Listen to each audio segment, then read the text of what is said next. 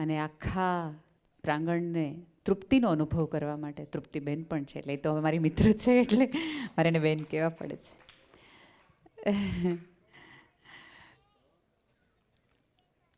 મને ખબર હતી કે સાહેબ પેલા શિક્ષક હતા.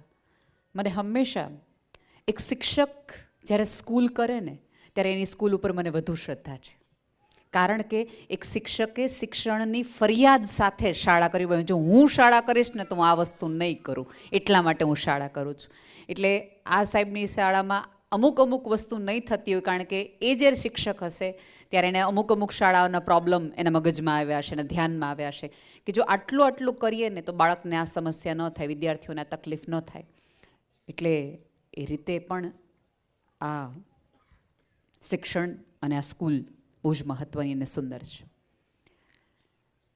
રવિવાર અઠવાડિયામાં એકવાર મળે, એમાંય આપણે રાજકોટમાં રહેતા હોઈએ, એમાંય બાળકની માટે આપણે કાઢવાનું આપણે કેટલું નક્કી કર્યું હોય કે આ રવિવારે ઓલી વેબ સિરીઝ આખી સળંગ પૂરી કરી નાખવી છે. ડંકી સાહો હિન્દીમાં આવી ગયું છે OTT પર, અને કેટલી રેસ્ટોરન્ટના મેનુ હજી આપણા વોટ્સઅપમાં આવ્યું છે કે અહીંયા ખાવા જવું જેવું છે.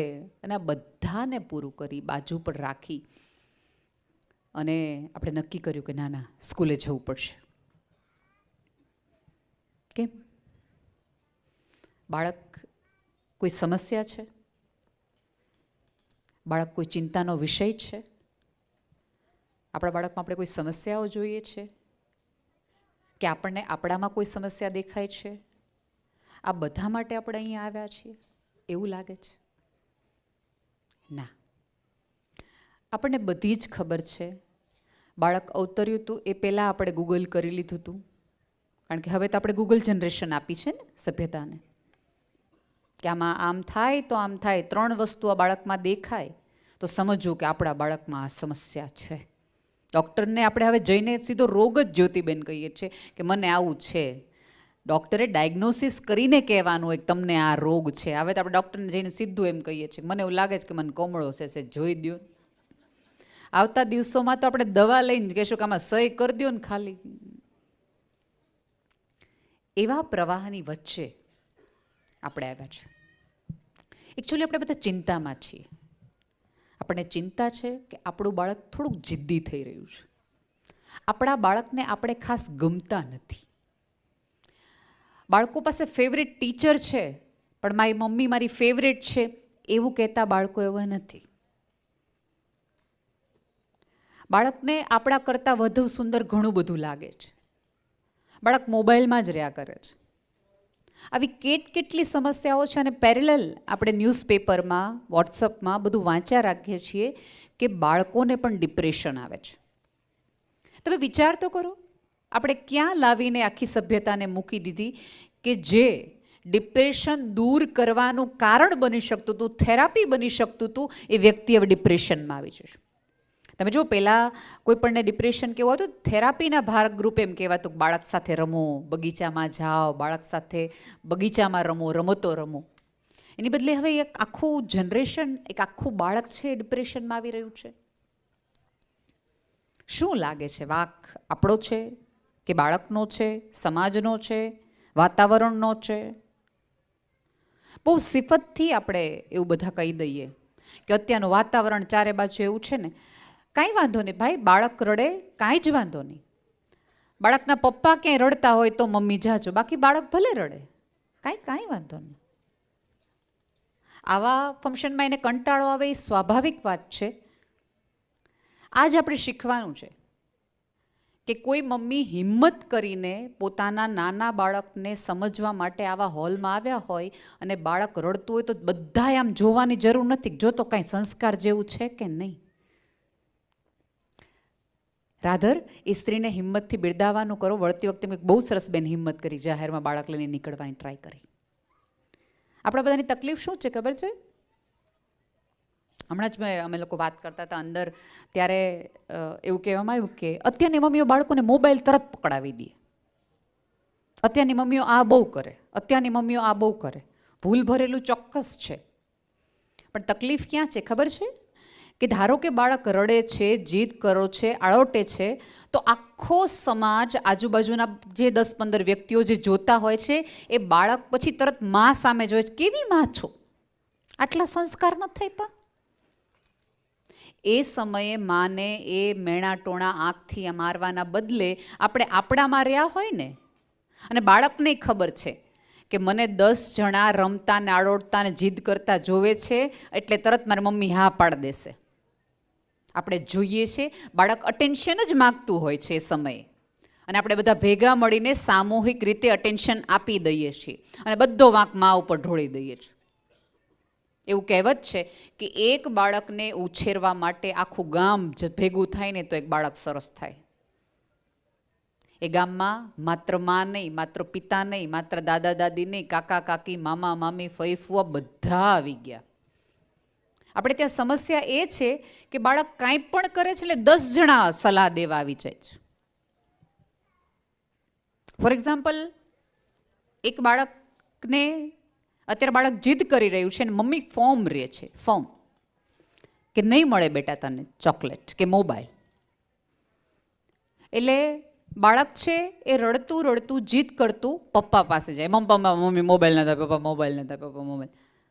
એટલે પપ્પા એમ કે લઈ લે, જા માથાકૂટ કરી, આડો એમાં આડો એમાં. એટલે બાળક એમ થાય કે ઓકે, એક પાર્ટી ના પડે તો બીજામાં, આ ભાજ જ કોંગ્રેસ જેવું થયું, એક ના પડે બીજામાં વહી જવાનું, બીજા ના પડે ત્રીજામાં વહી જવાનું. હવે ધારો કે મમ્મી પપ્પાએ બંને નક્કી કર્યું હોય કે ભાઈ આપણે બે ઇમોશનલી નક્કી કરીએ છીએ કે એક વ્યક્તિ ના પાડે તો બીજી વ્યક્તિએ ફોર્મ રહેવાનું, અને સમજાવવું, અને સમજાવવું જ જોઈએ કે એક વ્યક્તિ ના પાડે ત્યારે બીજી વ્યક્તિએ સપોર્ટિવ રોલમાં રહીને એમ કહેવાનું કે બેટા મમ્મી ના પાડતી હોય તો સાચું કારણ હોય. એની બદલે આપણે શું કરીએ, ના હે નહીં પાડે એનું ઘર થોડું છે. એટલે બાળકને એમ થાય સાચી વાત છે, મમ્મીનું કંઈ ઘર નથી.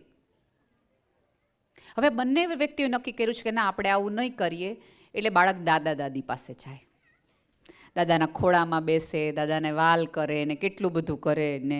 એટલે દાદાને એમ થાય બાળકને મારું કેટલું બધું છે. પછી હળવેકથી ખીચામાંથી મોબાઈલ સેરવી દે અને બાળક દાદાના ખોળામાં બેસીને જ મોબાઈલ જોવે. હવે એ સમયે બાળક દાદાએ પણ એ મમતા મૂકી અને બાળકને કેવું છે બેટા મમ્મીએ મોબાઈલની ના પાડી તો મોબાઈલ નહીં મળે, બેસ તું તમ તારે. ઘરમાં બધા જ વ્યક્તિ એક સરખી ના પાડે ને તો નાનો અર્થ સર્જાય. પણ આપણે ત્યાં તકલીફ એ છે કે એકની ના પછી બીજીની ના તરત કોણ ઊંચો ભાવ આપે છે એના પ્રમાણે ના એની પાસે તરત વયું જવાનું. ખરેખર કહું છું. અને આ સમયે ભાઈઓએ થોડુંક ફોર્મ રહેવું પડશે, થોડોક અવાજ કાઢવો પડશે. ધારો કે દાદા દાદીને ના મમ્મી પાડશે ને એટલે તરત દાદા દાદી બોલશે બહુ નવી નવીન, એના બાપને અમે મોટો કર્યો, તું અમને શીખવાડીશ કે અમારે કેમ છોકરા મોટા કરવા. એટલે ઘરમાં બીજા કંકાસ શરૂ થશે. એ વ્યક્તિ તમારે જ તમારા મમ્મી પપ્પાને સમજાવવું પડશે કે અમે લોકોએ સંતાન ઉછેર માટે આટલા નોર્મ્સ નક્કી કર્યા છે, સરસ રીતે બેસાડીને. તમને એવું લાગે છે પપ્પા કે તમારી પાસે વાલથી આવે છે, એવું નથી, એ મોબાઈલથી આવે છે. આવતા દિવસોમાં એને પોતાનો મોબાઈલ આવી જશે ને ત્યારે તમારી પાસે એ નહીં આવે. તમે ઈચ્છતા હો કે છેક સુધી મારું બાળક દાદા દાદી પાસે આવતું રહે તો વસ્તુના લીધે નહીં, વ્યવહારના કારણે તમારી પાસે આવવું જોઈએ. એ સમયે ભાઈઓએ થોડુંક બોલવું પડશે. ત્યારે તમારું મૌન નહીં ચાલે, થોડુંક પુરાણ કરતા થાવ. અને બીજું કે બાળક જ્યારે મમ્મી પપ્પાની ફરિયાદ મમ્મી પપ્પાને એકબીજાને એકાંતમાં કરે છે. હમણાં જ એક મારે કેસ એવો આવ્યો હતો મને ઈમેલમાં કે બેન મારા છોકરો ઘણો જુવાન છે, એટલે ઓલમોસ્ટ મોટો ઘણો થઈ ગયો છે, કે એણે મને એવું કહી દીધું કે મને ખબર છે કે તમે મમ્મી સાથે પરાણે રહ્યો છો, તમને મમ્મી બહુ ગમતી નથી, અને એટલે ફ્રસ્ટ્રેશનમાં તમે છે ને અમારા ઉપર ગુસ્સો કરો છો. એટલે એ સમયે એ ભાઈએ સાંભળી લેવાની જરૂર નહોતી. એ સમયે એ ભાઈએ બહુ પ્રમાણિકતાપૂર્વક અને થોડી ટ્રાન્સપરન્સથી કહેવાની જરૂર હતી કે તે અમને લડતા જોયા હશે, ઝઘડતા જોયા હશે, પણ સાથે પ્રેમ કરતા નથી જોયા બેટા. અને ફોર એક્ઝામ્પલ તને ક્યાંક એવું લાગતું હોય કે મારી મમ્મી વચ્ચે પ્રોબ્લેમ છે, તો એ અમારી પર્સનલ પ્રોબ્લેમ છે, એમાં તારે વચ્ચે પડવાની જરૂર નથી. જ્યારે બાળક મમ્મીની ફરિયાદ કરે છે તમારી સામે કે મમ્મી આવી છે ને મમ્મી ઓલા પ્રકારની છે, મમ્મી દરેક વખતે હિટલર લાગવાની જ છે, કારણ કે ના મમ્મી જ પાડે છે. પપ્પા પાસે તો ઓલ યસ છે, કારણ કે પપ્પા 8 કલાક 9 કલાક બહાર રહે છે.